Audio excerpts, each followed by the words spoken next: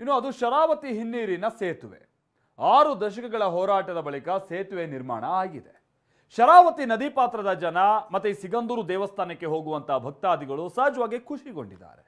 ಆದರೆ ಇದೇ ಸೇತುವೆ ವಿಚಾರವಾಗಿ ರಾಜಕೀಯ ಸಮರ ಬಹಳ ಜೋರಾಗಿ ನಡೀತಾ ಇದೆ.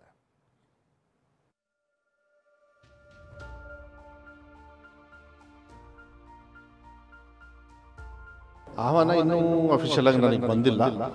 ನೋಡೋಣ, ದುರಂಕಾರದಿಂದ ನಾನು ಮಾಡಬೇಕು ಅಂತಕ್ಕಂಥದ್ದಿದ್ರೆ ಅದಕ್ಕೆ ನಾವೇನು ಮಾಡೋದಕ್ಕಾಗೋದಿಲ್ಲ. ಇವರು ಕೂಸೆ ಹುಟ್ಟಿರಲಿಲ್ಲ ಈ ಸೇತುವೆ ಹೋಗ್ಬೇಕಂದ್ರೆ ಇವರು ಸಂಸದರೇ ಆಗಿರಲಿಲ್ಲ. ಸೊ ಡೇಟ್ ಕ್ಲಾಸ್ ಆಗಿದೆ, ಹಿಂಗಾಗಿ ಅಲ್ಲಿ ಅವರು ದೊಡ್ಡ ಪ್ರಮಾಣದ ಕಾರ್ಯಕ್ರಮ ಇದೆ. ಸಿಎಂ ಪರವಾಗಿ ನಾವು ಹೋಗ್ತಾ ಇದ್ದೀವಿ. ಶಿವಮೊಗ್ಗದಲ್ಲಿ ತಾರಕಕ್ಕೇರಿದ ಸೇತುವೆ ರಾಜಕೀಯ. ಸಿಗಂದೂರು ಸೇತುವೆ ವಿಚಾರದಲ್ಲಿ ಕ್ರೆಡಿಟ್ ವಾರ್. ಸೇತುವೆ ಸಮರ. ಶಿವಮೊಗ್ಗದ ಲಿಂಗನಮಕ್ಕಿ ಡ್ಯಾಂನ ಶರಾವತಿ ಹಿನ್ನೀರಿನಲ್ಲಿ ಕಟ್ಟಲಾಗಿರುವ ಸೇತುವೆಯೇ ಈಗ ರಾಜಕೀಯ ಸಮರಕ್ಕೆ ವೇದಿಕೆಯಾಗಿದೆ.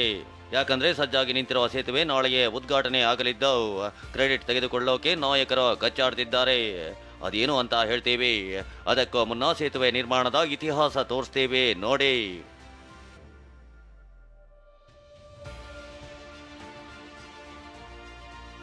ಸಿಗಂದೂರ ಚೌಡೇಶ್ವರಿ ಕ್ಷೇತ್ರ ರಾಜ್ಯದ ಮೂಲೆ ಮೂಲೆಗಳಿಂದ ಅಷ್ಟೇ ಅಲ್ಲದೆ ಹೊರ ರಾಜ್ಯಗಳಿಂದಲೂ ಈ ದೇವಿ ದರ್ಶನಕ್ಕೆ ಭಕ್ತರು ಆಗಮಿಸುತ್ತಾರೆ. ಈ ಕ್ಷೇತ್ರಕ್ಕೆ ಹೋಗಬೇಕಂದ್ರೆ ಶರಾವತಿ ಹಿನ್ನೀರನ್ನ ದಾಟಿಕೊಂಡು ಹೋಗಬೇಕು. ಲಿಂಗನಮಕ್ಕಿ ಡ್ಯಾಮ್ ನಿರ್ಮಾಣದ ಬಳಿಕ ಶಿವಮೊಗ್ಗ ಜಿಲ್ಲೆ ಸಾಗರ ತಾಲೂಕಿನ ಅದೆಷ್ಟೋ ಗ್ರಾಮಗಳು ಮುಳುಗಡೆ ಆಗಿದ್ವು. 40ಕ್ಕೂ ಹೆಚ್ಚು ಗ್ರಾಮಗಳಿಗೆ ಸಾಗರದ ಸಂಪರ್ಕವೇ ಕಡಿದು ಹೋಗಿತ್ತು. ಶರಾವತಿಯಲ್ಲಿ ಓಡಾಡ್ತಿದ್ದ ಲಾಂಚ್ಗಳನ್ನ ಬಳಸಿಯೇ ಹಿನ್ನೀರನ್ನ ದಾಟಬೇಕಿತ್ತು. ರಾತ್ರಿ ಆಗ್ತಿದ್ದಂತೆ ಈ ಹಳ್ಳಿಗರ ಬದುಕೆ ನರಕ ಆಗ್ತಿತ್ತು. ಹೀಗಾಗಿ ನಮಗೊಂದು ಸೇತುವೆ ಮಾಡಿಕೊಡಿ ಅಂತ 60 ವರ್ಷಗಳಿಂದಲೂ ಹೋರಾಟ ನಡೆಸಿದ್ರು. ಅದರ ಪ್ರತಿಫಲ ಎಂಬಂತೆ ಸೇತುವೆ ನಿರ್ಮಾಣ ಆಗಿದ್ದು ನಾಳೆಯೇ ಉದ್ಘಾಟನೆ ಆಗಲಿದೆ. ಅಂದ್ಹಾಗೆ 2018ರಲ್ಲಿ ಕೇಂದ್ರ ಸಚಿವ ನಿತಿನ್ ಗಡ್ಕರಿ ಸೇತುವೆಗೆ ಅಡಿಗಲ್ಲು ಹಾಕಿದ್ರು. ನಾಳೆ ಅವರೇ ಉದ್ಘಾಟನೆ ನೆರವೇರಿಸಲಿದ್ದಾರೆ. 423 ಕೋಟಿ ವೆಚ್ಚದ ಸೇತುವೆ 2.25 ಕಿಲೋಮೀಟರ್ ಉದ್ದ ಇದೆ. 11 ಮೀಟರ್ ಅಗಲದ ರಸ್ತೆ ಇದ್ದು 17 ಪಿಲ್ಲರ್ಗಳನ್ನು ಹೊಂದಿದೆ. ನದಿಯಲ್ಲಿ ನಿರ್ಮಾಣ ಆಗಿರೋ ರಾಜ್ಯದ ಮೊದಲ ಕೇಬಲ್ ಸೇತುವೆ ಇದಾಗಿದ್ದು ಸಿಗಂದೂರು ಚೌಡೇಶ್ವರಿ ದರ್ಶನ ಸೇರಿದಂತೆ ಮಲೆನಾಡು ಕರಾವಳಿ ಸಂಪರ್ಕಕ್ಕೆ ಇದು ಕೊಂಡಿ ಆಗಲಿದೆ. ಸದ್ಯ ಇದರ ಉದ್ಘಾಟನೆ ಕಾರ್ಯಕ್ರಮವೇ ರಾಜಕೀಯ ಕೆಸರೆರಚಾಟಕ್ಕೂ ಕಾರಣವಾಗಿದೆ.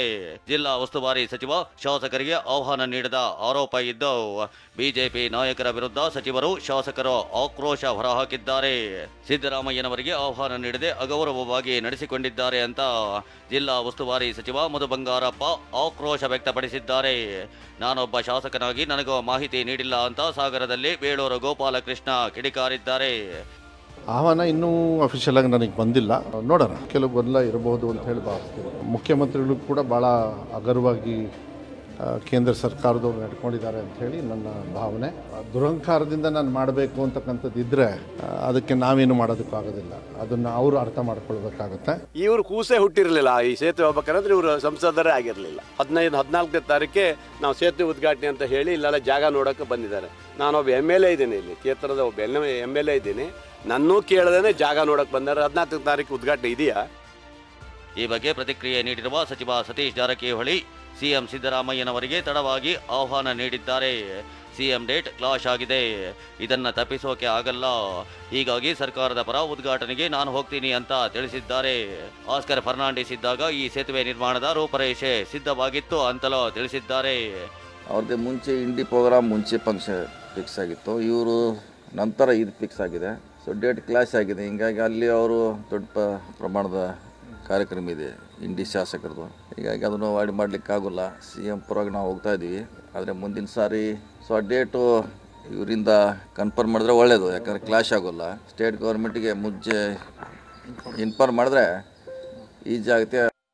ಇನ್ನು ಸೇತುವೆ ಉದ್ಘಾಟನೆ ಆಮಂತ್ರಣ ಪತ್ರಿಕೆಯಲ್ಲಿ ಮಲ್ಲಿಕಾರ್ಜುನ ಖರ್ಗೆ, ಸಿದ್ದರಾಮಯ್ಯ, ಡಿಕೆ ಶಿವಕುಮಾರ್, ಸತೀಶ್ ಜಾರಕಿಹೊಳಿ, ಪ್ರಿಯಾಂಕ್ ಖರ್ಗೆ, ದಿನೇಶ್ ಗುಂಡೂರಾವ್, ಈಶ್ವರ್ ಖಂಡ್ರೆ, ಮಧು ಬಂಗಾರಪ್ಪ, HD ದೇವೇಗೌಡ, ಕುಮಾರಸ್ವಾಮಿ ಹೆಸರುಗಳನ್ನ ಉಲ್ಲೇಖಿಸಲಾಗಿದೆ. ಎಲ್ಲರೂ ಬರಬೇಕು, ಗೌರವಂತ ಮುಖ್ಯಮಂತ್ರಿಗಳು ಬರಬೇಕು, ಉಪಮುಖ್ಯಮಂತ್ರಿಗಳು ಬರಬೇಕು, ನಮ್ಮ PWD ಮಿನಿಸ್ಟ್ರು ಬರಬೇಕು. ಎಲ್ಲರೂ ಸೇರೇ ಮಾಡಿ ಕಾರ್ಯಕ್ರಮ ಉದ್ಘಾಟನೆಯನ್ನು ಮಾಡಬೇಕಾಗಿರೋದು. ಸಂತೋಷ, ಒಂದು ಹಬ್ಬದ ರೀತಿಯಲ್ಲಿ ಈ ಕಾರ್ಯಕ್ರಮ ಆಗಬೇಕು ಅನ್ನೋದು ನಮ್ಮೆಲ್ಲರದ್ದು ಅಪೇಕ್ಷೆ ಇದೆ. ಸೇತುವೆಯನ್ನ ಯಾವುದೇ ಪಕ್ಷ ಮಾಡಿದ್ರೂ ಜನರ ದುಡ್ಡಿನಿಂದಲೇ ನಿರ್ಮಾಣವಾಗಿರುತ್ತೆ.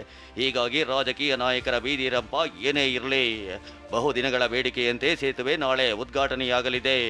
ಈ ಮೂಲಕ ಸುತ್ತಮುತ್ತಲಿನ ಜನರಿಗೆ ಇದರ ಪ್ರಯೋಜನ ಲಭ್ಯವಾಗಲಿದೆ. ಬಸವರಾಜ್ ಯರಗಣವಿ, TV9 ಶಿವಮೊಗ್ಗ.